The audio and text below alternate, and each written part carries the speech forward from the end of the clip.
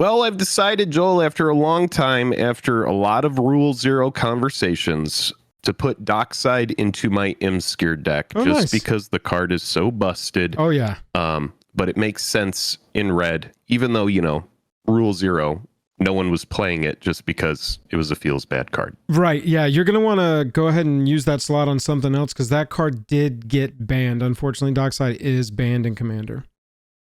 Wow. That was a long time coming. That's pretty crazy. Well, I mean, I did just put Mana Crypt in because in Lost Caverns of Ixalan, they had that big over the top push of Mana Crypt where you could get all these different super expensive versions, and they used that card as the chase card in Lost Caverns of Ixalan collector boosters. I finally bit the bullet and I bought one of the super expensive Neon Ink ones, and I'm just excited to finally run the card. Yeah, that sounds awesome. I'll tell you, I actually legitimately, not joking, this is completely real, almost bought one of those exact cards for real, not joking. I'm not joking right now. Almost bought one 2 weeks ago and spent my money on dual lands instead. Mana Crypt is now actually banned as well, so you're going to have to take that out. But I did tell you, I was doing some collecting. I was doing some big purchasing recently. I'm happy to announce an enormous trade that I just made. Sent $250 in cards and over $250 in cash to get a textured Jeweled Lotus. Everybody calls it the Jeweled Lotus, and now I'm finally going to own one. I'm so excited for it to get here. You mean the Jeweled Lotus that was used to push the original Commander Legends, and then also was the big card that got a textured version in Commander Masters recently? That's the one. I'm really excited. From what I'm reading, it was also banned. What? Gigantic thanks to all of our Patreon supporters. Without you, life would be too spooky to live. That's a Duskmorn reference. It would be spooky without our patrons. You get it. Today's video is brought to you by Jake and Joel, because these are just our opinions, and honestly, we don't even want to affiliate them with anybody else except ourselves. Hello. So, hello and welcome to the day. Okay, let's just do that. Kick us off. Hello and welcome to the day. All right, here we go. 3, 2, 1. Hello and welcome to the day. Thank you for spending your time with us. I'm Jake. I'm Joel. Welcome back to another episode of Jake and Joel Are Magic. Well, Jake, we did tell you early in the year, dear viewer, that we thought Mana Crypt might start dropping in price. We've said it for years, and it's finally happening. Not like this. Not like this.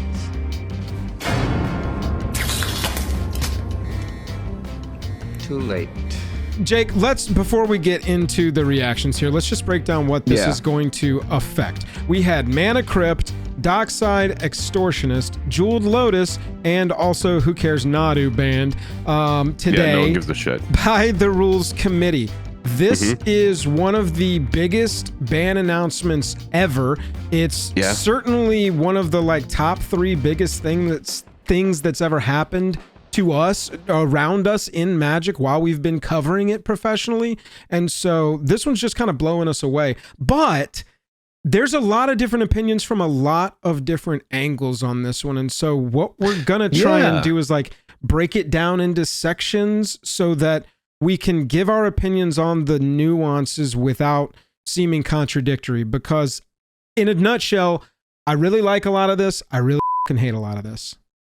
Yeah, I think there's a lot of stuff that we're going to talk about today because there are a ton of different angles. We're going to talk about the facts. We're going to talk about hypotheticals.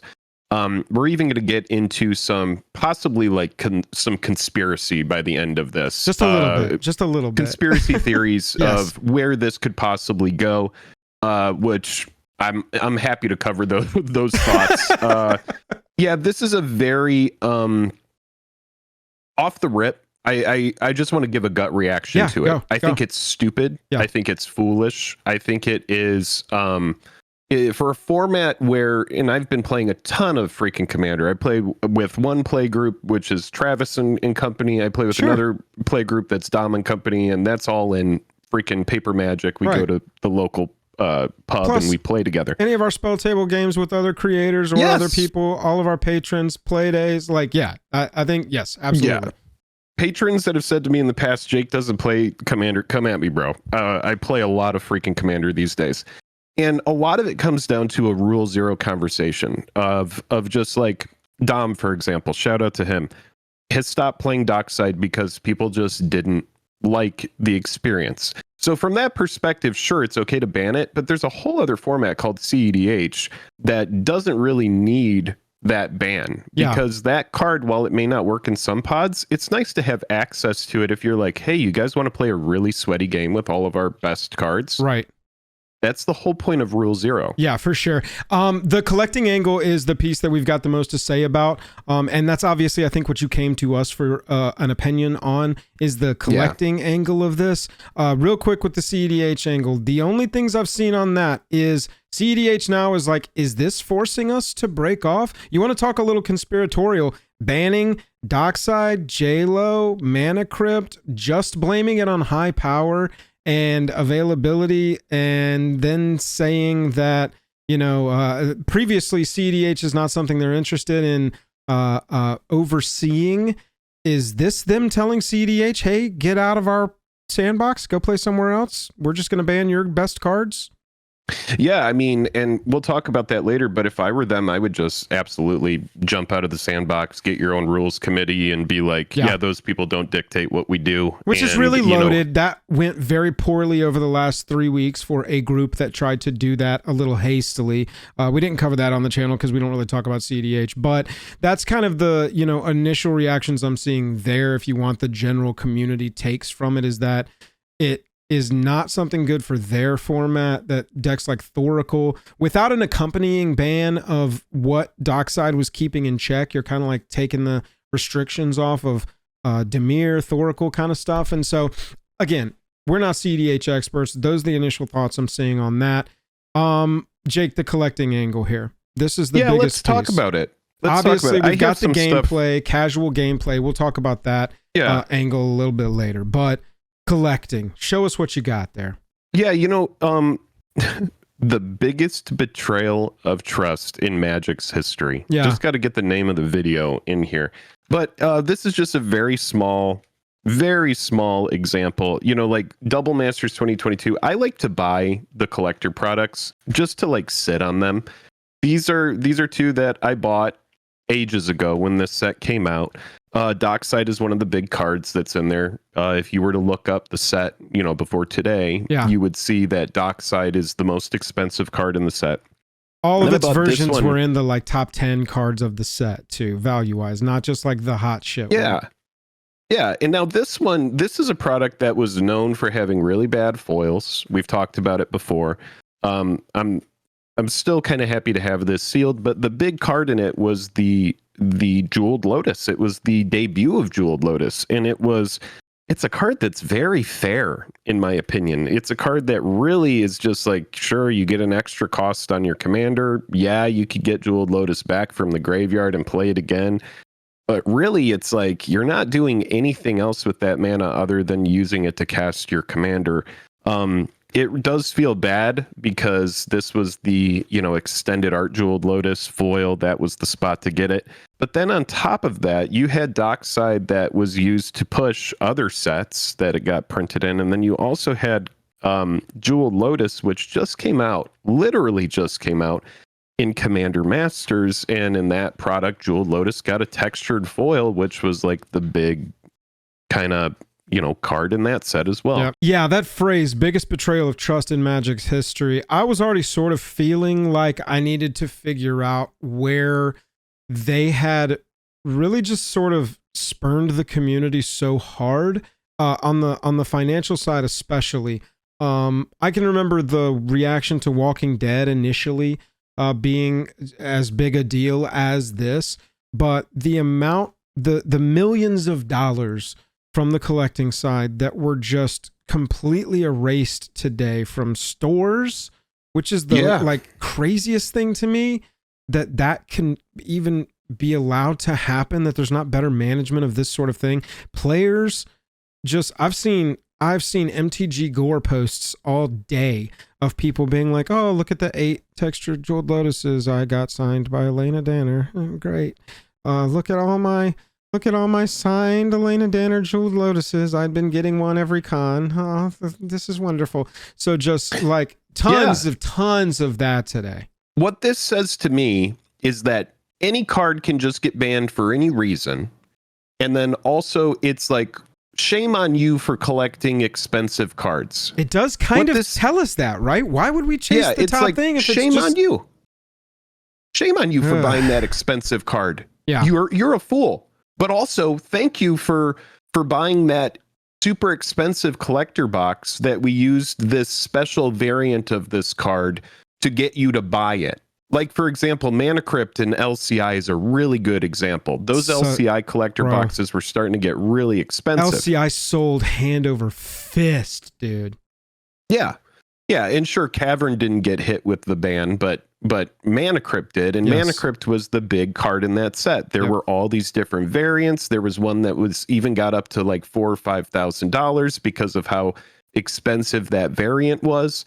And sure, you could say, Jake and Joel, stop complaining. You can still rule zero those cards into your pods if you want. Sure. Yeah, but now you're going to have all this headache of people being like, oh, that's a banned card. Why are you playing a banned card? Exactly. That 100%. But even right now, we're just talking about the collecting. Sure, we can rule zero the cards still in. We're talking about the stores, the LGSs that everybody just support your LGS. Don't buy on Amazon. They got nuked today, y'all. They got destroyed today, and there has to have been a better way. How about this? I'm not even in charge of these things, and I don't think about them professionally, but whipped this up. You ready? How about 2022, we ban Mana Crypt, all right? Or let's just say we were going to do this today. We ban Mana Crypt today, and we say, hey, y'all, by the way, Dockside Extortionist, you're on watch. Lots of conversations. You've been marked as problematic. 6 months later, boom, Dockside banned. Now we have a very clear signal. Now we know how this works. You put it on the watch list. If you don't think that thing's going to come off the watch list in 6 months, you better move that card. Yeah. Get out of it somehow. Because the way to do this would have been Mana Crypt, Dockside, you're on watch. Wait some amount of time, ban Dockside. By the way, Jeweled Lotus, you're on watch. Wait some amount of time, ban Jeweled Lotus. Let these stores, let these collectors ease out of these kinds of cards. I can't believe that WotC wouldn't absolutely mandate that simply because of how they sell their collector products nowadays. It's crazy to me. Yeah, like this is the part for me that makes me think everybody over there ate their idiot sandwiches and took their idiot pills this morning, because it's like you want us to buy over-the-top expensive collector products, but then you don't want us to have any sort of confidence in buying those said products. If I'm buying this because Dockside Extortionist is in it and I'm keeping it sealed, sure, that's on me, whatever. The product is sealed. Anything can happen. A card can get banned. All investments are risky. Right. Right. Investments are risky. But the thing is like, if the products were actually affordable, like if play boxes, instead of being $170 at my local game store to where I'm like, oh, I need to buy a play box at $130 off Amazon just because a $40 difference, I can't ignore that. Like, as much as I want to go to the LGS, I'm not going to pay $40 or $50 above. And for a play box that's literally meant for drafting and playing the game to be 150 plus, 170 or 180 at the LGS, that's absurd to me. And then it's like, okay, well then for $40 more, I'm going to do the collector experience, right? I'm just going to say, if I'm paying $180 for a play box, I'm just going to go ahead and pay the extra, $40, $50 and get the collector booster. And buying a collector booster box these days is like a 250 plus thing. If you're buying two of them, you might as well just buy a PS5 or, an Xbox Series X and have something that's going to last you forever. It comes with a Game Pass, and then you're just going to play a bunch of games, and no one's going to yoink your fucking Xbox and say, hey, your Xbox is banned, right? They do take games off of Game Pass, but sure, I don't think that's it's not a good comp. You're going to find another game. But when you're buying a product like this and then you ban the flagship card from it, you're sitting here holding this going, okay, so not only is this box known for having really bad foil quality, but it's also known for having the flagship card in it banned from the only format the card was ever freaking legal in. Oh, baby. Okay, yeah. So then my brain goes to, I don't think WotC wanted this. I think that Same there's is true for Dockside. I think that there's sorry. a lot of blame. No, I think you're fine. There's a lot of blame to lay at a lot of people's feet for this one, in my opinion. However, I don't think it happening lands squarely on WotC. I think that's a full rules committee decision that they made from a literal only gameplay choice, maybe with a little bit of let's cut the rope to the CEDH ship baked in to hopefully distance themselves from that, which they've made very clear they want to do.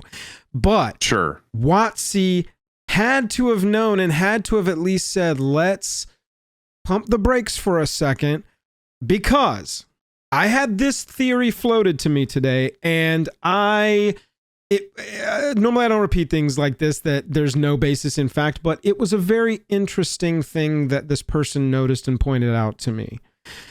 Commander Masters, which Jeweled Lotus pushed that set, LCI, Mana Crypt, both in Festival in a Box, both flushed through Festival in a Box. You know how many people were saying, like, in our Discord, oh my god, I got my Festival in the Box, I opened my Commander Masters pack and I got a freaking Jeweled Lotus in there. Like, there's so many people. It did seem like those packs were juiced, man. I saw a lot of posts. Bro, this is as conspiratorial as you're ever going to see me on this channel, because not everybody who gets a bad pack, not everybody who gets a bad pack is jumping on to let you know, hey, open my Commander Masters pack and didn't get anything. Absolutely. Right? Tons of bias there. There. However, the fact that those packs in particular got flushed a month ago, and then a few weeks ago, after that's sold out, now a couple weeks later, this thing is announced. It's just there's no conspiracy theory. That is just absolutely a correlation. We're going to dump all of this stuff that has these cool things in it before, and then we're going to rug pull everybody. This to me could have all been avoided with a Rule Zero conversation. If you don't want to be playing against somebody who's running Mana Crypt, which I don't, just talk. Most often I don't. Dockside, I don't.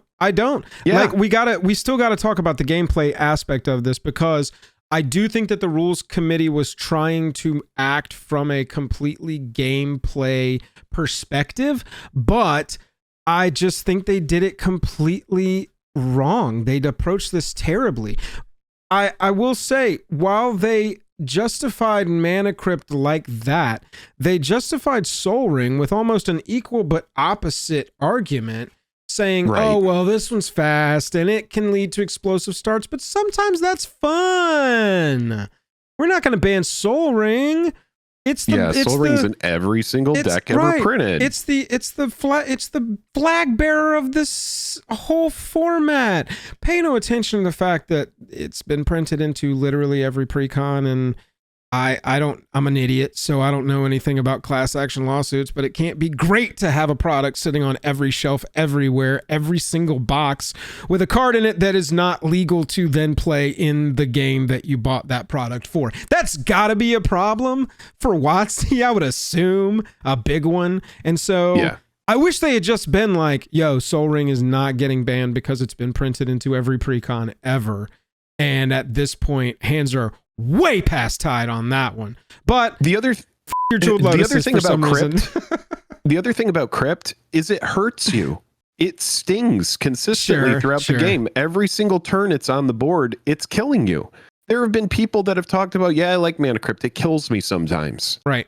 And so this to me is so egregious. Yeah. It's so absolutely ridiculous. And that's because we mostly come from the two perspectives of, we love collecting this game. We love collecting this game, y'all. It's just what we love about it. I know that half the community hates us for talking about finance.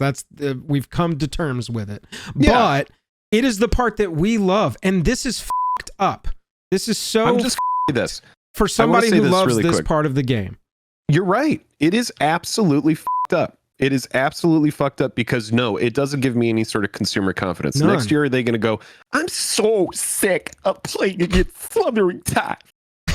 Smothering Tithe is banned. We're so sick of playing against good cards, and the point of Commander was for me to play against the original Nicol Bolas.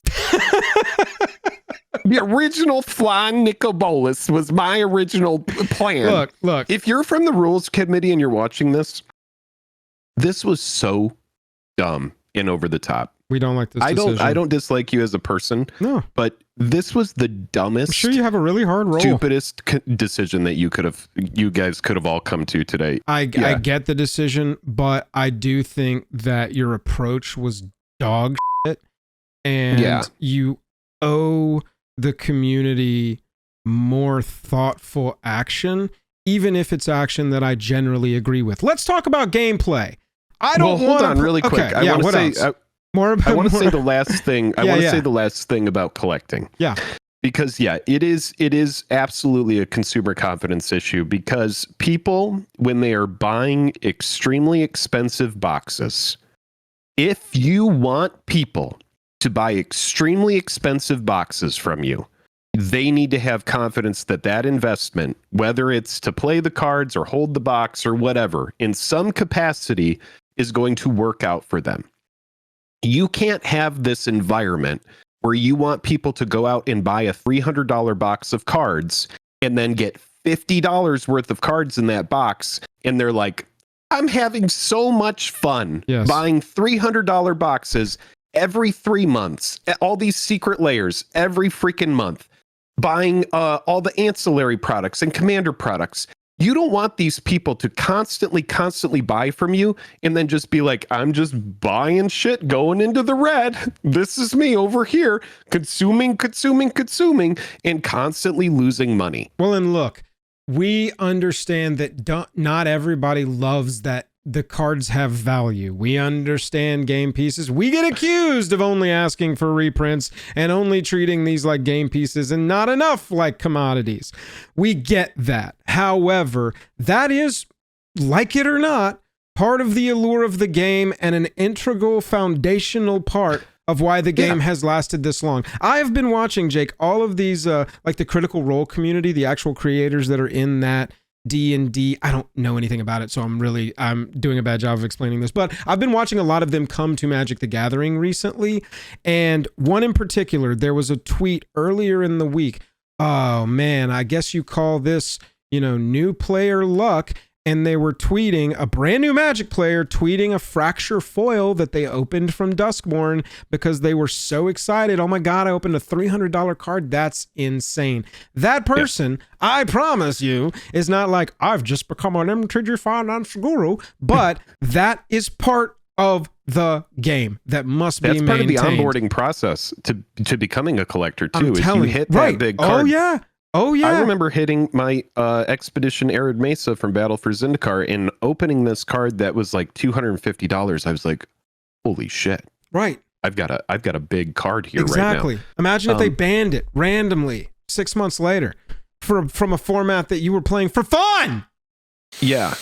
Yeah. So if I were somebody who didn't own any of these cards, nothing for me really changed today other than I'm going, well, and that's I think play those cards, and that's fine, right? Yes, that's a really good point, Jake. I think we should tell what our stake in this is. I don't own a single mana Crypt. Never have. I own one Dockside Extortionist. I bought it with the whole precon. No. It was $30. It was the exact same cost as the precon, and I didn't buy the precon at the store. I bought just the Dockside instead because I was like, I don't want all that extra shit. I just want the Dockside out of it. Same cost, less paper. It's awesome. Nadu, I don't give a shit about it. And then Jeweled Lotus. I do own an OG foil, one copy of Jeweled Lotus. And Jake, I have never, ever cast it in a game of Commander. Not a single time. I've cast Dockside like one time and I hated it and I took it out of the deck. It's been in a have the foil Jeweled Lotus that you got me for ages ago in the frame. It's going to stay in the frame. That's where it's going to live best these days. And then worth way more now. The Elena Danner rainbow foil that I got signed in Vegas that I like to move from deck to deck, and it's just like a really cool foil version of Jeweled Lotus that's signed with this cool like rainbow look. And then obviously, I've never cast a Dockside either in Commander. I have one in a deck that's never been opened, and so I hope now it is what it is. We don't have a ton of these cards. I had mana Crypts in the past that I sold off when they hit an insane price. Anybody who watches this channel knows that I've done that. And we've already said this year, maybe you should be selling your mana crypts, not because we knew this shit was coming, but because it was just probably the right time to start parting with them.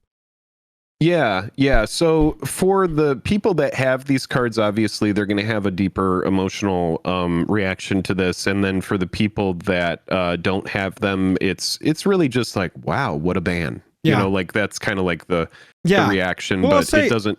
The casual players, hurt, no, exactly. I've seen reactions, people screenshotting texts from their friend who plays Magic but does not engage with the Twitter sphere of MTG like me and you, does not have the daily connection to just simply texted their friend, oh wow, they're finally doing it right, banning 4 great needs to be banned cards. I'm so thankful for this.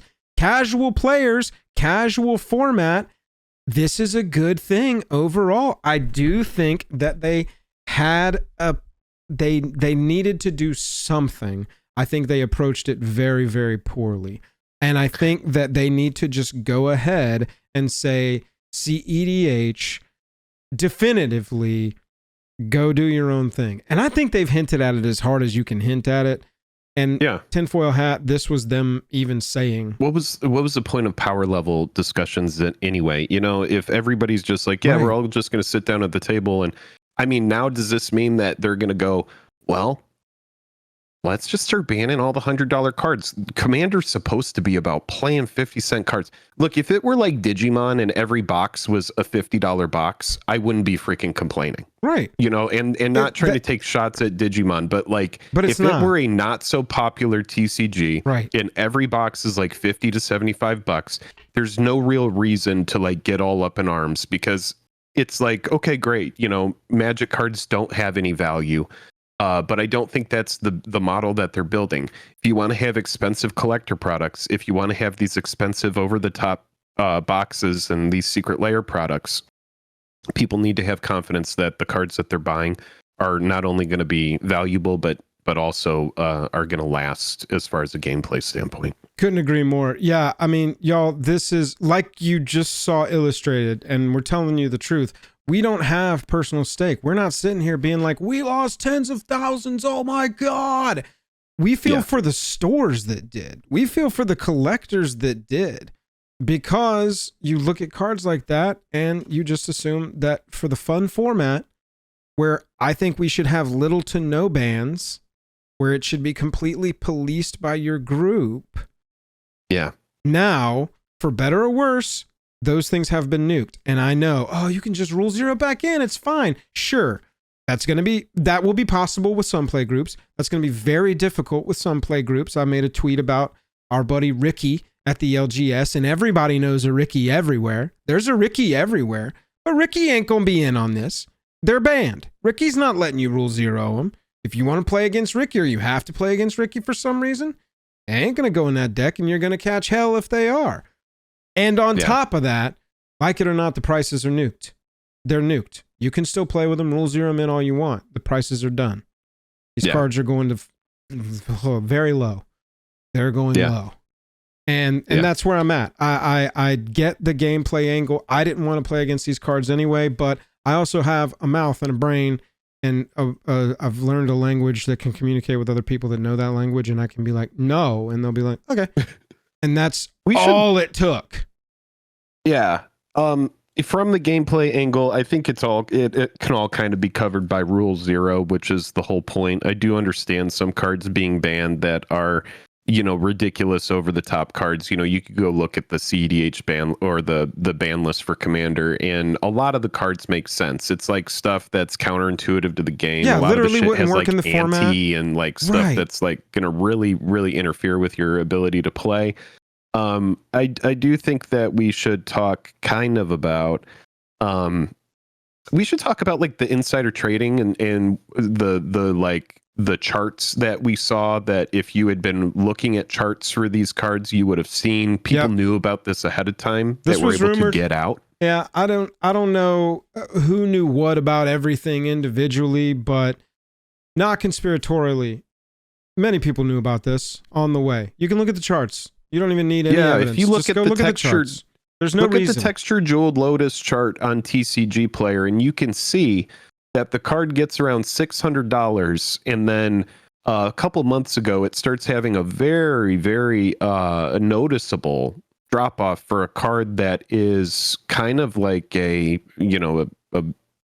almost like a format defining card, or at least this variant of it is. And if you were to look at the charts for these cards, you would see that people knew.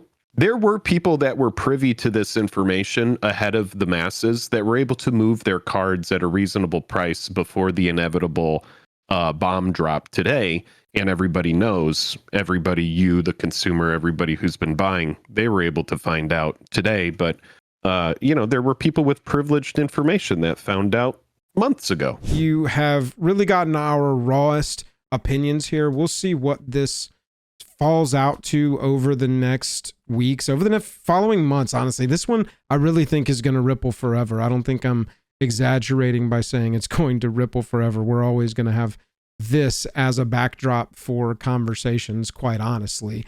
But from the gameplay angle, from the casual gameplay angle, I can understand it. From the collecting angle, I can't understand it at all. And yeah, I mean, we're not people who are sitting here with tons of positions on this or anything. Yeah. What it tells me is don't buy expensive cards. Just don't do it. And then don't collect. That's what it tells me is, and it's like Joel, who bought all of his duels, right? Like those aren't going anywhere. Hopefully. Well, I can't imagine that they will. Nobody is able to obtain them. And many close, nearly functional reprints have been created. So effective immediately, we're banning all the duels. Oh my God, dude. That would be... Yeah, and thankfully they would still be legal and stuff like Legacy and Vintage and that kind of thing. Yeah. They'll still have value because they're old. This is, it just makes me think, what the hell am I even collecting for? There's like no real reason to do it. Sure, gain peace, army, you win. Whatever. Which we've been accused of being. Isn't that weird? Yeah. Anyway. Who knows? That's about it, right? Yeah, this is a very unusual video for us. I know that we are known a little bit more for our silliness and positivity, but on this one, we just do not agree with the approach whatsoever. The decisions in really some dumb cases. And so we wanted to just kind of get on here and unfiltered drop what we thought out of the gate. That's what we think. That's it. Bye-bye.